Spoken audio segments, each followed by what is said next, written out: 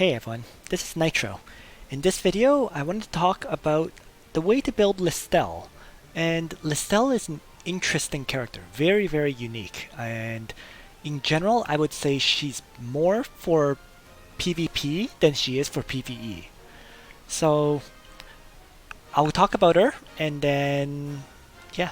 So the reason I say she's more PvP than PvE is because of the way she works in her talent. Okay. Her talent replaces her intelligence by 1.5 times her magic defense, kind of like Bozel. And this unit ignores class disadvantages. So since she's a demon class, she ignores the fact that demons are disadvantaged against holy classes. Okay? And the most important thing is that after inflicting damage on the enemy, a wound curse is applied, where I'm guessing it seems like the treatment is reduced by a certain percentage. Okay? So that's Listell's talent, and you can see that her hero boost percentage at max is 15% hit points, 10% attack, 35% defense, and 40% magic defense. So it's an interesting spread in terms of the hero boost for soldiers, I have to say, because it buffs the soldiers' magic defense, and it also buffs their defense. So not much attack, but it makes her soldiers tougher. Alright, so Listell is quite odd because she buffs her intelligence a lot, right, by her talent, but at the same time, she only has one range. Okay? Her class, except for her Grim Reaper class, which has 2 range, her main 2 classes have 1 range. And yet, at the same time, all her skills are ranged attack skills. So it's kind of a odd balance, I guess. Now, let's talk about her single attack skills. If single attacking, right, she starts with this skill, which is the Siphon skill, and it does magic damage, so it's based on her intelligence rather than her attack value. It will hit the enemy for 1.5 times damage and allow her to recover 30% of the damage dealt in health. So yeah, I mean, it's a melee skill that lets her attack and self-heal, so it's not bad. But her other skills are quite interesting, I have to say. For example, she has this magic skill, which is like a guard skill against magic attacks. Okay, so when an ally is hit by a magic attack, she tanks it, and it's either adjacent ally when it's passive, or when active, it's increased to 2 guard range, right? And the interesting thing about it is when she is attacked by a ranged magic attack, such as, let's say, by mages and so on, she can counterattack against that mage. So, very interesting, I guess, anti-magic tank.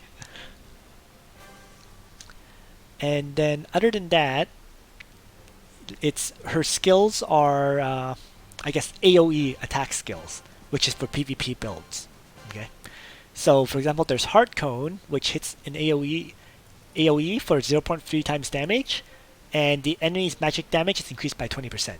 So you usually use Heart Cone before any other AoE attack, weaken them further, so that Lana or Bozo could hit them even harder. Other than that, she has the Seal debuff. Just like Bozel, she can silence enemies, so it stacks well with this AoE attack like Heart Cone. And then she also has another AoE attack, which is Blood Dance.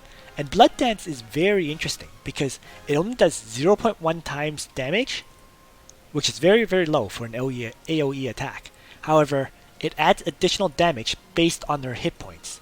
So 1% of the hero's health is dealt in damage, in fixed damage. And then after that, she loses the same amount of health, right? So the higher health she has, the more damage this skill would do, which is a very unique AoE attack, I have to say. And because of this Blood Dance skill, it means for her enchants, you want both magic defense and hit points. Because, yeah, you need the hit points so that Blood Dance would do more damage, and it would make her tougher as well, of course. And then you want magic defense because her talent works that way. The more magic defense she has, the more intelligence she has, so that her single target skills would do more damage. So yeah, that pretty much covers, I guess, most of her main skills. I mean, there's also this Touch of Death skill, which also does 0.1 times magic damage to a single enemy. And it causes the same, I guess, healing debuff, which cannot be dispelled. So it's kind of like her talent, but single target with very low damage. So yeah. So I would say in terms of PvP build, it would definitely be Heart Cone, Seal, and then Blood Reflux. Or sorry, not Blood Reflux. Heart Cone, Seal, and Blood Dance. In terms of PvE, you would probably build her for single target attacks, so probably Siphon, and I have no idea what else you would pick. Just honestly, she's not that great for PvE. She's really a PvP focused character. So there you go. So that's it for her skills. Her soldiers, because she is one range, all her soldiers are one range except for the tier 2 units she unlocks from Grim Reaper. Because from Grim Reaper she gets Skeleton Archer and also Witch. Witch, not Sorceress. Just wanted to confirm that. So it's a tier 2 unit. And then from the training ground she gets Lava Titan, Undead Knight, and Gargoyle. So just an interesting character overall. Very, very unique, I have to say. So, in terms of equipment then, or one last thing. Enchant, I already said that you want magic defense and hit points. So, in terms of the actual enchant though, you would probably want clocks, just like Bozo, because you want to keep using skills if possible. So, clocks with its chance of refreshing the skill would be the best for her. Alright, so let's talk about her equipment then. And starting with weapons, well, because you want to pump magic defense or hit points, the best weapons, I guess, for her would be just like Bozo, Miracle Staff for the AoE damage and chance to debuff enemies, or Purgatory, because Purgatory will allow you to apply a debuff that will do 2 times int damage at the end of the enemy's next turn. So those two would be the best weapons for her. You could also say Blue Moon for the 5% magic defense, but on the whole, I think you're better off giving Blue Moons to other characters. 5% magic defense, not that much at the end of the day. Alright, so that's the weapons.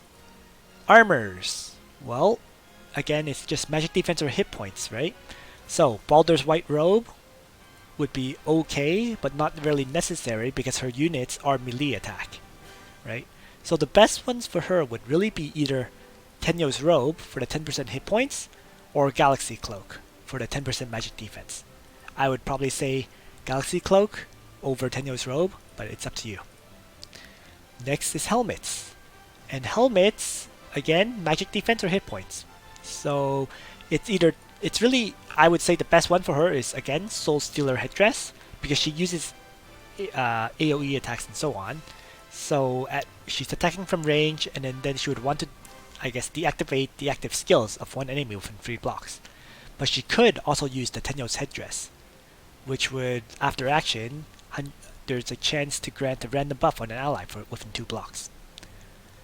I don't really recommend Odin's Battle Helmet, because generally speaking, you're not likely to be the character to kill off enemies. So Odin's Battle Helmet would not be very useful for her. Alright, so last but not least, it's the accessories for her. And in terms of accessories, I would actually say rather than any SSR accessory, you're better off with the SR Speed Boots, because the Speed Boot gives +1 mobility and magic defense, right? So the combination of those two would give her the best current accessory. And that's it for her equipment. So I think that pretty much covers everything I wanted to say about Listell. It is kind of hard for me to talk about her because I actually don't have her, but I hope this covered everything about everything you would need to know about how to build your Listell. So thanks for watching, everyone. On that note, Nitro out.